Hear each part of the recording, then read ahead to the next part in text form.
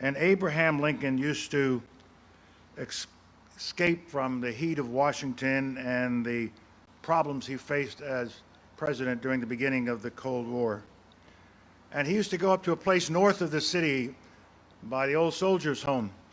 But they also had a telegraph office in that building so he could listen to dispatches coming in or have them read to him.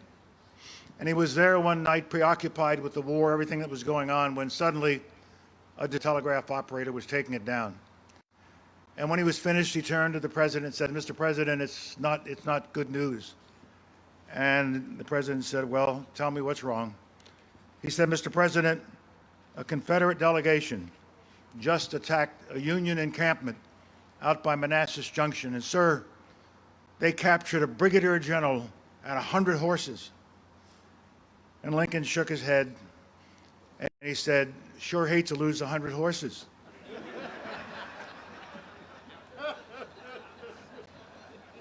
And the telegraph operator said to him, "But Mr. President, what about the brigadier general?" He says, "I can make a brigadier general in 5 minutes. It's hard to replace 100 horses." This quote was put in a frame and was given to me the day I was promoted to brigadier general. I have never forgotten it. And my wife will attest that for the last 39 years since I was promoted, this quotation has always been near my desk. It has always influenced me as a soldier. You will be moved to ask, where do we get such patriots? And the answer is, as it has always been, from everywhere, from city and farm, from every color and origin. They represent the rainbow that is America, the strength and goodness of America. And in this day when we're having trials and tribulations, we've just seen another tragedy in Pittsburgh.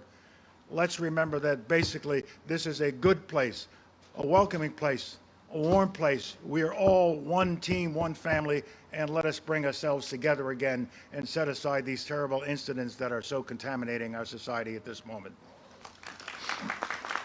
Hello, everybody. I'm Lieutenant General Mike Ferriter, the President and CEO of the National Veterans Memorial and Museum. And you've just seen General Colin Powell at our opening ceremony back in 2018. And he's also been with us from the very beginning. And he came with Madeleine Albright, Secretary of State, and he also has participated in many, many things, to include a tribute to the Desert Shield, Desert Storm as we looked at the 30th anniversary of the conflict. I'm proud today to be a part of the Inspiring Stories of Service and to bring to you just a little bit more about General Colin L. Powell and what we knew of him personally and professionally. Well, what General Powell meant to the military was he was a shining example of making things happen and achieving things. You know, he came from a family from Jamaica. They lived in inner city New York City. And from there, he went to ROTC, where he told me that he knew that he could be a leader. And up to that point, it wasn't clear the direction of his life. Now, for all that he accomplished, it's important to realize that he accomplished the little things and the hard things also. He went to the Infantry Officer Basic Course. He went to Ranger School. He went to Ranger School where being an African American in Ranger School was additionally tough. He led his troops throughout his career, and he was a great example of a servant leader or a caring leader because he always wanted to stop and talk to the little guy and talk to the sergeant. And then he achieved really high levels of office, proving that it's about who you are and what's inside of you, not the color of your skin or not the school that you went to necessarily. I was amazed that he could be a troop commander, but he could also talk to heads of state, and he could talk to presidents and anyone in between there. Most of all to the military, he was a let's lead by example.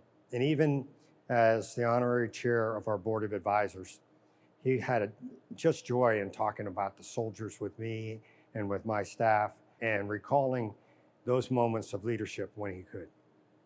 General Powell, to me personally, was an amazing person who, once again, we had a personal bond and a friendship. And he had a personal bond friendship with hundreds of thousands of other people. As I was the founding president and CEO here of the National Veterans Memorial Museum, he would call me up and say, Mike, have you thought about this? And have you thought about that? And I'd say, General, yes, we have, but we're a complete startup, so we're not quite there yet. And then he would also be quick to introduce us to other people that wanted to support us.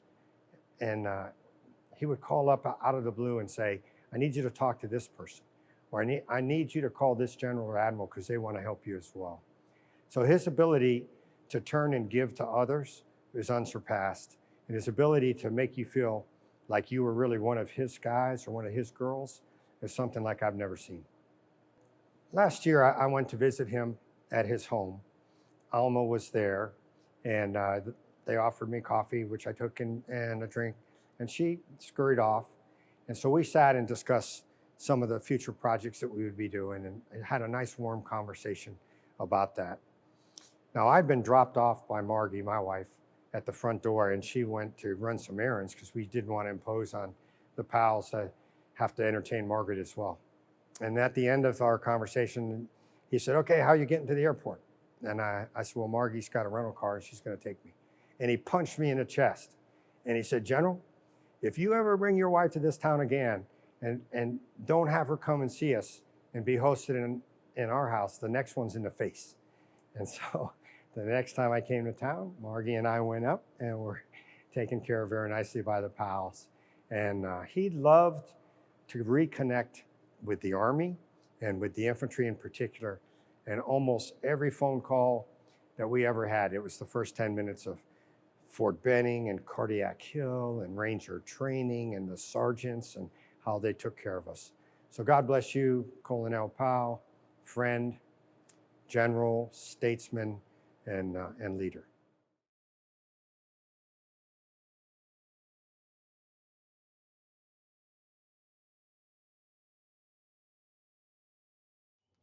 Here's the story that I always cry at. Sam Donaldson, the great reporter, came up just before we launched the ground war.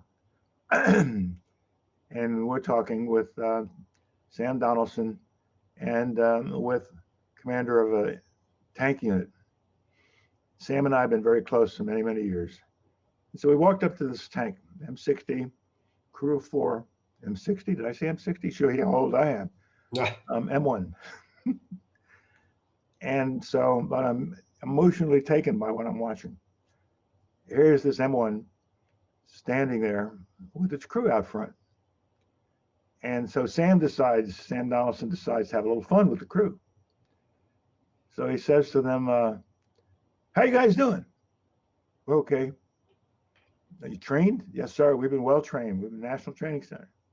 He's talking to a private, a black private.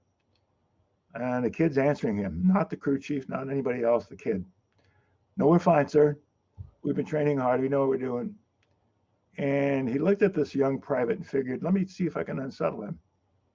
And he then spoke to the young soldier again and said, aren't you afraid? Aren't you afraid of what's going to happen? And the kid said, no, I'm not afraid.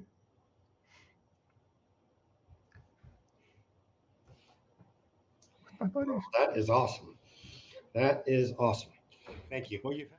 Thank you very much. I just want to add a word or two for the citizens who supported us. Yes. For all the reservists that joined. Nobody blinked. Everybody came.